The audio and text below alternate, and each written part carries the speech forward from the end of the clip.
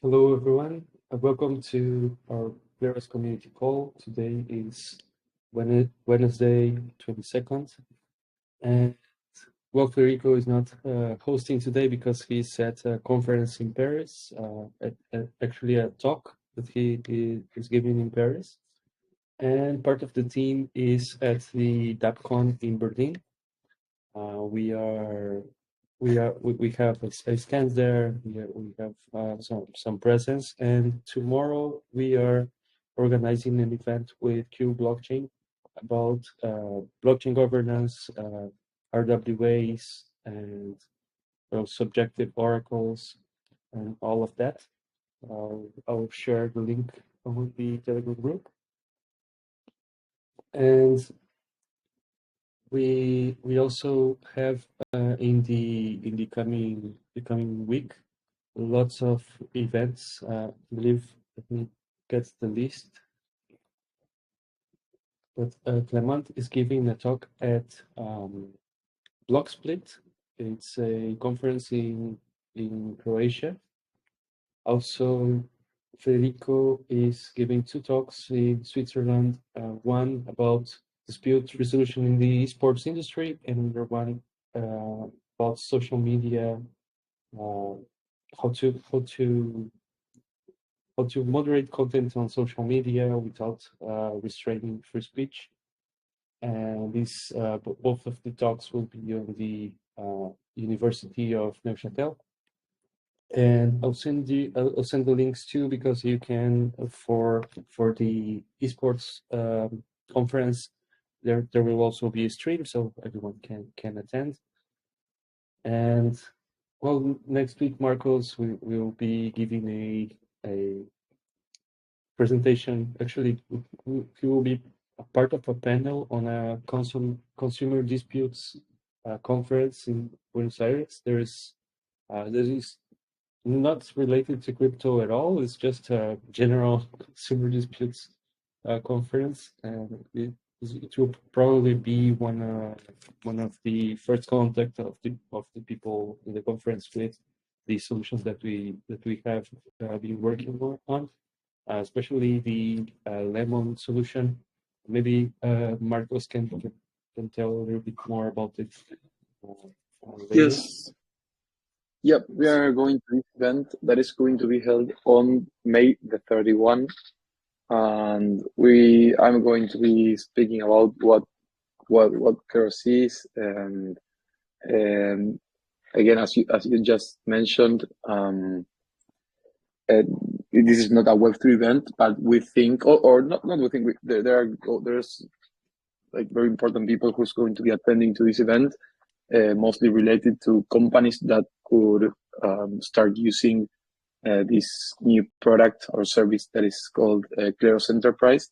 So, well, I think this could be, again, could bring good results for us, people interested here. And then on Monday, we were too on the Australian University, speaking about what Kleros is to the students of that university. It was a good event. We were there with Juan. Yep, we are having a lot of this kind of events here in Argentina.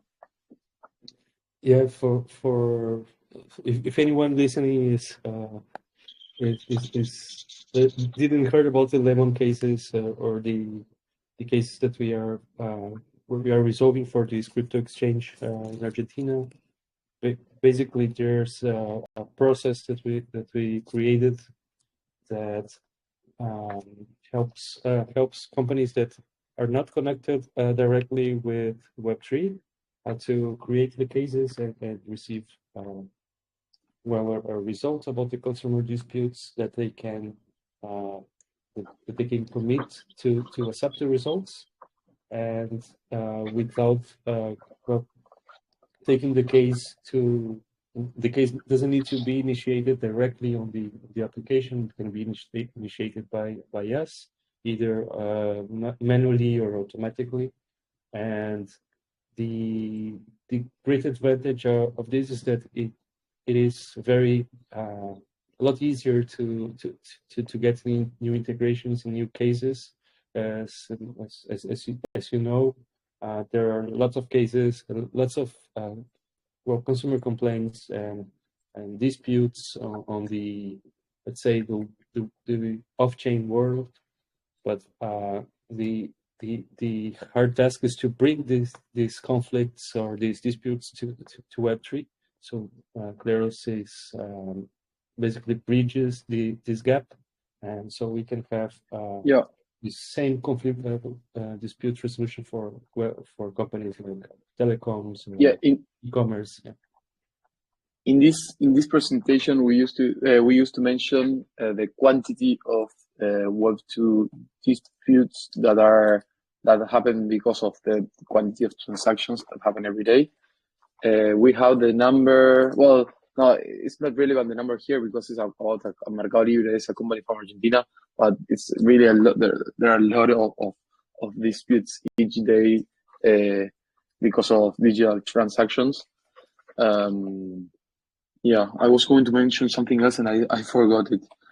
About the Lemon. Now that we are talking about Lemon integration, just to mention that 2 new cases were created this week, and one was already resolved, and the other one is still in the, I think, is in the voting period. So for the jurors that are staking in the blockchain No Técnica, pay attention to this. And we have the number, the statistic that 4 of the last 5 cases of the Lemon cases were won by the users. So, well, this is something interesting to analyze, and maybe something that we could help us to get new integrations in the future. Just to give a little bit of a context, at first, when we just had like the policy was just the terms and conditions of the exchange, and the process for the users that were the consumers that were creating the dispute were not. We were basically putting wherever they said on the dispute, and in those cases, it was the disputes tended to favor the company. So Marcos and the team have worked to basically to balance the equation so the user can be so it gets easier for the user to win. So the user gets not just like a fair trial, but also the sense of a fair trial, which is also important because the end goal with these for the companies is not to follow the exact rule of the terms and conditions. It's more in these deep disputes. It's more like to give the user a sense that the result was fair, that the verdict was was properly evaluated. So and this is something that we maybe did not expect at first, but if I'm wrong, Marcos, but 90% of the users that received a bad response, that they had their claim their claim rejected, they still exactly. Right? Yeah, that's the number exactly. So it's very important. So now that Marcos has said that four of the last 5 cases were won by the user, this is very important to us because it also proves that Kleros can favor the user, not just the company. And of course, the balance might change in the future, but it's for us it's very positive. Okay, so just another thing, Marcos. We mentioned maybe in the last couple of calls that Lemon will be implementing the button and directly on the interface, right? And that has been delayed.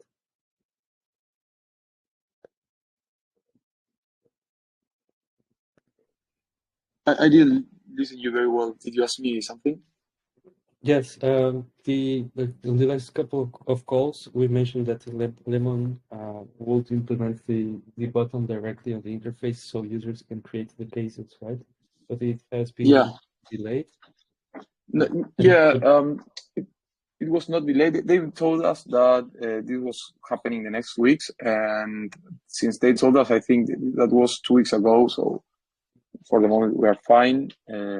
This used to take more time that takes in our Web3 project, but I don't know, maybe in 1-2 weeks we will have some news. But we didn't receive information from them that was delayed, so everything is going oh, okay. fine for the moment. Perfect. Yep. So the next step will probably have the button and then make the announcements that we talked about, and of course release this product to more companies. That's all for the people listening. Okay, so let me just mention two things. Well, last week we had a demo of the Kleros Curate V2. The interface is looking pretty good. It's fast, snappy, and fortunately it can be easily maintained now because the previous version had some frameworks that were not that are not used anymore. So this is pretty good. It's almost I don't want to say exactly when it will be finished, but it looks it looks like it is going pretty well. And as you must see in the screenshot, it's already working properly. In general, probably there are some bug fixes that should be made, but it's already a working demo. And the next step will be to share with you the page, so the test page, so you can also try and find maybe bugs. And where else? I believe that the Kleros escrow has been progressing steadily as well. We had, I don't know if you seen on the chat, we had a request to update our logo on the bank. And it's very important if you can vote on that proposal because it can speed up the change, and then this will fix a detail on the gadget that we have for BioMPNK cross-chain that will be on the V2 page, but it will be also be released earlier, so it will be easier to onboard users whenever they want to buy the token. Just send the link and regardless of where they have the funds, they can buy PNK. For many users, that's a barrier that they don't cross, so it will help with that. And well, this I believe Friday, someone asked on the chat if Kleros contributed to getting verified on Zerion. I don't know how to pronounce it. It's a wallet or a portfolio manager. And I found out that it does. It's one of the lists that is verified, been selected by Zerion to be considered as well a valid list. So that's also good. It means that those code lists are getting validation from other parties, and it makes it even more important for projects to get registered on Kleros. There's also lots of progress made on the ATQ list. It's a list that allows for developers to submit queries that get the labels of many addresses at a time. And I believe that the lists already have like 400,000 entries. And it's also a great sell point for the list and the Kleros Scout lists. There are some possible some conversations going on about using these lists as well. Well, I think that's it for me. But William? Yeah, I've continued to do sort of the same types of research that I've discussed in previous community calls. Still thinking about these questions related to different kinds of incentive systems that can better deal with cases where the rates at which outcomes win are very unbalanced. If you have a sort of curated list where the challenger wins 95% of the time, our current solution to that, to sort of like our approach to making sure that jurors don't always just vote for the challenger, just like blindly, you set up a bot, just always vote reject, is to have high deposits so that the sort of like edge that an honest juror would get by like actually looking at the case and taking the time to do the effort will be enough to like overcome the time and effort they actually make. So their improved odds of winning will compensate them for their efforts. But that can lead to high deposits. We have a blog article coming out about these ideas sort of imminently, where I talk about like some different kinds of incentive systems that one conceivably could use, particularly in early rounds, to deal with these issues. And then, pushing on even beyond what's in the blog article, which, not out yet, but, like maybe if you're listening to this recording, maybe you will have already read it. I'm thinking about some like ways to use some data from an experiment that our PhD student, Jan, at the University of Paris too, did last year, where he did sort of like behavioral experiments with sort of participants in like like basically like professional experiment takers that were in sort of a Kleros simulated environment on using some of the kind of multiple choice voting systems described in the yellow paper. How I can take some of that kind of data and see how it performs on these different kinds of like incentive systems to see like if you have like high rates of people voting for one option, like in like a multiple choice outcome situation, like how that holds up. So excited to share the blog article. Other than that, I'm continuing to think about soulbound tokens and how they can be used in the weighting of juror selection. So I have a talk about this at ECC in a little under 2 months. And some of the ideas that I'll be talking about, I already discussed in this blog article that I released a couple months ago, on these sort of broadly these ideas about soulbound token weighting. But there are some interesting sort of like questions at the end that I suggest in the article that of future research that I'm working on now. These particularly questions about like how to use spectral clustering and these like more advanced sort of clustering algorithms to try to like pick out like who are the real groups of people, like a group not just being like, I want the viewpoint of like the sort of complementary groups in our juror community, and I want to give them, each enough weight to realistically be drawn. And like a simple thing you can do is just say, okay, like anyone who has like each individual SPT, that means that you have a distinct viewpoint. But maybe you have like SPTs that are really related. Like you have like everybody that has the sort of like JavaScript developer SPT also has like other kinds of developer SPTs. And like you were like, okay, I mean, that's not like, that's a group, but it's not like a whole bunch of different groups. And how you can sort of like pick up this kind of information about the graph of people whose SPTs to get like a more nuanced weighting algorithm. Based off of ideas of Glenn Weil, where he's trying to use the same sort of ideas, but for quadratic voting.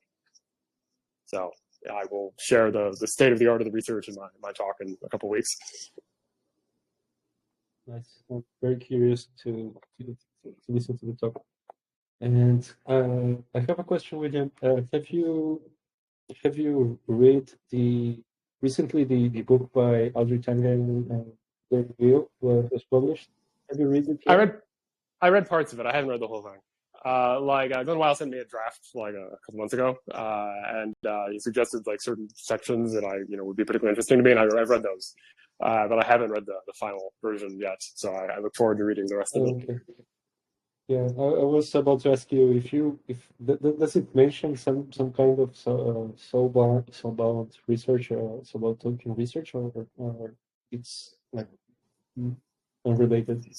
There's definitely stuff that is philosophically related. I can't remember if he mentions those technical ideas specifically, but there's definitely stuff in that spirit. Nice. Yeah, I'll take a look. I just found out that it was released a couple of days ago. Yeah. Well, thanks a lot. I don't know if anyone has any questions. I know that Boomer is here. Luke. Okay.